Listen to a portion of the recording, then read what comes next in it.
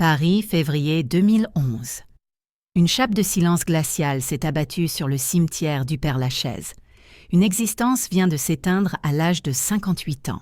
Pour le monde entier, son souvenir est celui d'une icône sulfureuse, cet ange déchu qui avait fait trembler le cinéma français des années 70. Pourtant, aujourd'hui, sous les couronnes de fleurs et les hommages posthumes, une vérité cruelle repose dans ce cercueil. C'est le récit d'une âme qui s'était éteinte, bien avant que son cœur ne cesse de battre une lumière volée des décennies plus tôt. Oubliez les projecteurs et les tapis rouges. Dans cet épisode, nous n'allons pas évoquer les paillettes ni la gloire éphémère. Nous allons plutôt prêter l'oreille à un cri qui a été contenu étouffé pendant près de 4 décennies. Quelques années seulement avant de rendre son dernier souffle, Maria Schneider avait pris la décision irrévocable de rompre le silence. Ce qu'elle a laissé derrière elle n'est pas un testament ordinaire, mais un véritable et cinglant réquisitoire. Dans la mémoire de ses blessures, elle a inscrit à jamais les noms de 3 hommes, 3 figures d'autorité du cinéma, à qui elle a juré de ne jamais accorder son pardon, ni dans ce monde, ni dans l'autre. Le regard fatigué par la maladie, mais l'esprit enfin libéré de ses chaînes, elle a prononcé une phrase qui aujourd'hui encore résonne comme un verdict implacable pour l'industrie du cinéma. Ils ont volé ma jeunesse. Des mots simples terribles. Mais qui sont ces « ils » qui a véritablement dérobé cette innocence si précieuse? Et comment une jeune femme de 19 ans dont le sourire promettait autant qu'un matin de printemps a-t-elle pu être si brutalement anéantie par ceux-là même qu'elle plaçait sur un piédestal? Pour saisir l'ampleur de cette tragédie, il faut regarder au-delà de l'écran. Car le drame ne commence pas avec une scène sulfureuse tournée à Paris. Il prend racine dans une blessure bien plus ancienne, un vide abyssal creusé dès le premier jour de son existence. Maria Schneider n'était pourtant pas promise à l'anonymat. Elle portait dans ses veines le sang de l'aristocratie du cinéma français. Son père biologique n'était autre que l'illustre Daniel Gélin, une véritable légende vivante, l'incarnation même du charme des années 50, un monstre sacré du grand écran. Cependant, Maria n'eut jamais le droit de porter ce nom prestigieux. Elle était l'enfant d'une liaison clandestine, un secret inavouable dissimulé derrière les rideaux de velours de la bonne société. Imaginez un instant la souffrance muette d'une petite fille. Elle grandit en sachant pertinemment qui est son père. Son visage, elle le croise sur des affiches monumentales qui tapissent les murs de Paris. Elle l'aperçoit parfois à la télévision adulée par des millions de spectateurs. Mais à la maison le soir, sa place à lui reste tragiquement vacante. Daniel Gélin venait bien la voir de temps à autre, mais il maintenait une distance tel un visiteur bienveillant mais lointain, se refusant à la reconnaître officiellement comme sa propre fille, sa chair et son sang. Cette blessure originelle de l'abandon a laissé une empreinte indélébile sur Maria, une fêlure secrète bien avant qu'elle ne foule pour la première fois un plateau de cinéma. Sa mère Marie-Christine l'a élevée avec tout son amour, mais rien ne pouvait combler le gouffre laissé par l'absence de cette figure paternelle. C'est sur ce vide affectif abyssal que s'est construite toute la psychologie de la future vedette. Maria a donc grandi avec une soif inextinguible d'être vue, d'être reconnue, et surtout d'être enfin aimée par un homme plus âgé, une figure d'autorité. Elle ne cherchait pas seulement la célébrité. Elle cherchait désespérément ce regard paternel qui lui avait toujours été refusé. À l'âge de 15 ans, à la fois rebelle et incroyablement fragile, elle quitte le foyer familial. Elle erre dans les rues de Paris tel un oiseau blessé en quête d'un abri. Elle était persuadée de trouver sa liberté dans le monde du cinéma, s'imaginant que l'art deviendrait sa nouvelle famille, une famille de cœur, qui cette fois ne l'abandonnerait jamais. Malheureusement, cette quête éperdue d'un amour perdu allait la conduire tout droit dans une embuscade, car l'industrie du cinéma, loin d'être bienveillante, a immédiatement décelé cette fêlure. Elle a vu en Maria non pas une actrice à protéger, mais une proie idéale, facile à manipuler. Et c'est ainsi que le cœur grand ouvert et le regard rempli d'espérance, elle a rencontré l'homme qui allait lui offrir le rôle de sa vie, tout en lui volant son âme au passage. Nous sommes en 1972. Maria a 19 ans. Elle est d'une beauté sauvage, incandescente, et elle est persuadée que le destin lui sourit enfin. Le grand Bernardo Bertolucci, le maestro incontesté du cinéma italien, l'a choisi pour donner la réplique à une légende absolue, le monstre sacré, Marlon Brando. Pour une jeune comédienne en devenir, c'est le sommet, la consécration ultime. Mais ce que Maria ignorait, c'est qu'elle ne s'élevait pas vers la gloire. Elle marchait sans le savoir vers son propre supplice. Le tournage du dernier tango à Paris se voulait une œuvre d'art, une exploration sans phare de la passion charnelle. Cependant, une ombre inquiétante planait sur le plateau. Un matin, juste avant de tourner une scène devenue tristement célèbre, Bertolucci et Brando prennent leur petit déjeuner ensemble, une discussion entre hommes, loin des regards. C'est là, entre 2 tasses de café, qu'ils ont machiné ce que l'on ne peut qualifier autrement que de trahison artistique et humaine. Leur plan était d'ajouter un détail à la scène, l'utilisation d'une plaquette de beurre, comme lubrifiant sans en informer Maria. Ils voulaient la surprendre. Ils ne désiraient pas son jeu d'actrice, ils voulaient capturer son humiliation réelle, son trouble le plus authentique. Au moment où les caméras ont commencé à tourner, Maria s'est retrouvée prise au piège, sans aucune échappatoire possible. Les larmes que vous voyez couler sur son visage dans le film ne sont pas des larmes de cinéma. Ce sont les larmes bien réelles d'une jeune femme qui comprend avec horreur que les hommes qu'elle admirait se sont transformés en ses bourreaux. Des années plus tard, Bertolucci avouera sans le moindre remords, avec une froideur glaçante, qu'il voulait qu'elle réagisse comme une fille et non comme une actrice. Il a voulu lui voler sa rage, exploiter sa détresse. Maria déclarera plus tard s'être sentie abusée, non pas physiquement mais moralement par ces 2 hommes qu'elle vénérait. Et pour couronner le tout, parlons du prix de cette souffrance. Le film a engrangé des centaines de millions de dollars à travers le monde, devenant un phénomène culturel. Marlon Brando et le réalisateur ont amassé des fortunes colossales. Ils ont été récompensés par des Oscars et couverts d'éloges par une critique internationale unanime. Et Maria, pour avoir donné son corps et son âme, pour avoir vu sa dignité bafouée aux yeux du monde entier, elle n'a touché que la somme dérisoire de 4 000 $. 4 000 $ en échange d'une vie brisée. La planète entière a applaudi ce qu'elle considérait comme un chef-d'œuvre, mais personne n'a vu que sous la lumière aveuglante des projecteurs, la jeune femme de 19 ans était en train de sombrer. Après ce film, le téléphone de Maria n'a cessé de sonner. Mais ce n'était plus pour son talent que l'on appelait. C'était pour s'acheter un morceau du scandale, pour posséder un fragment de la femme brisée.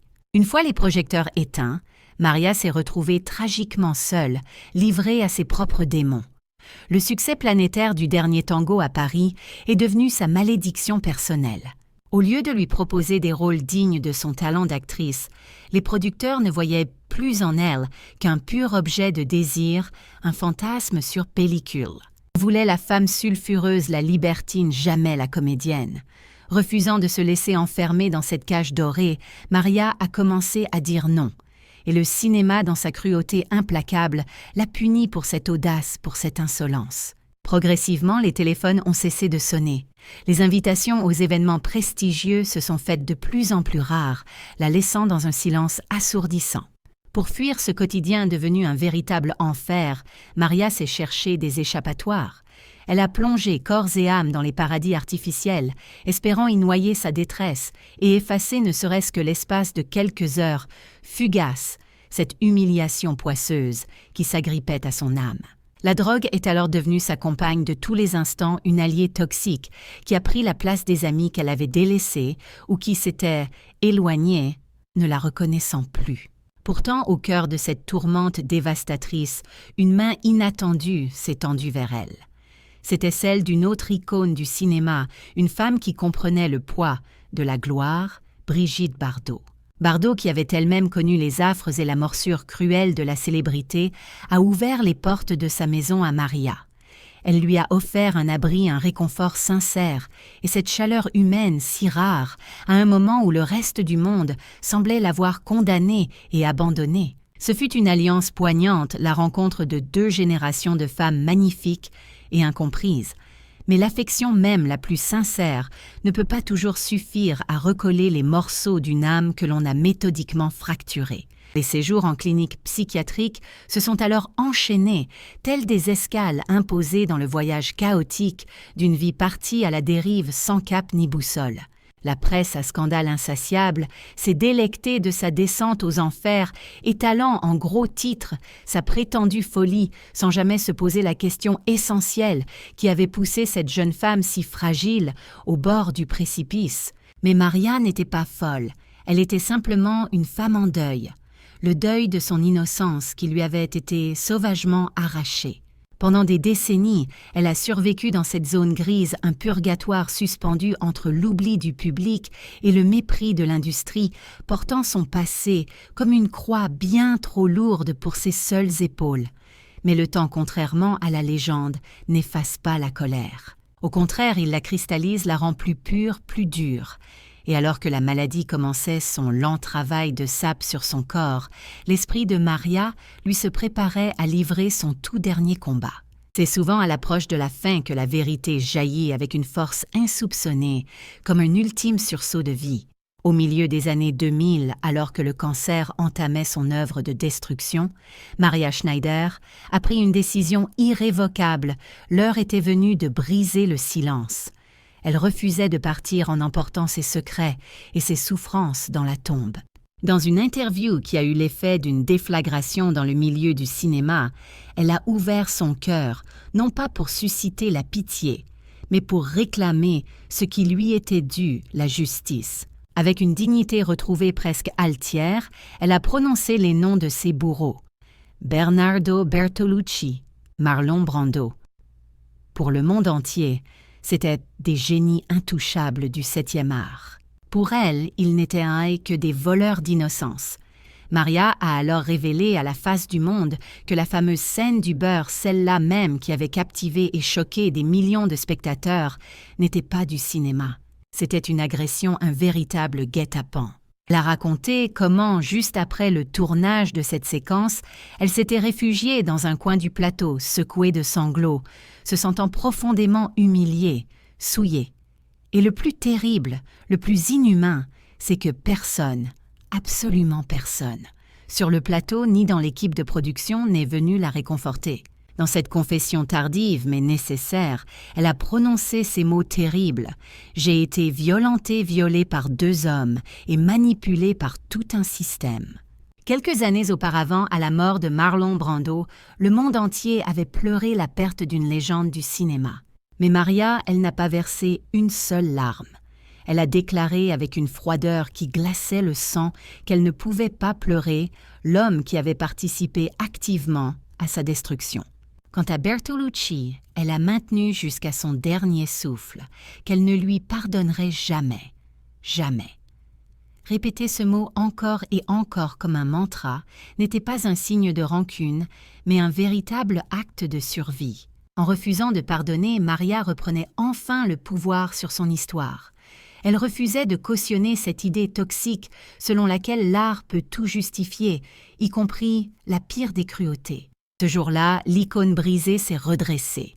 Elle a transformé sa douleur personnelle en un miroir impitoyable tendu à toute l'industrie du cinéma, forçant chacun à regarder en face le visage hideux de l'exploitation. Elle n'était plus la jeune fille de 19 ans perdue et terrifiée. Elle était devenue la voix de toutes celles qui avaient été sacrifiées sur l'autel de l'art. Maria Schneider nous a quittés par un matin d'hiver de l'an 2011. Son corps repose désormais en paix, loin du vacarme et de la fureur des plateaux de tournage. Mais son histoire, elle ne doit jamais sombrer dans l'oubli, car la vie de Maria n'est pas seulement le récit d'une tragédie individuelle et isolée. C'est un miroir tendu à notre conscience collective. C'est une question brûlante essentielle qui transcende les époques. Jusqu'où peut-on aller au nom de l'art? Un chef-d'œuvre aussi grand soit-il, vaut-il vraiment le prix d'une âme humaine brisée?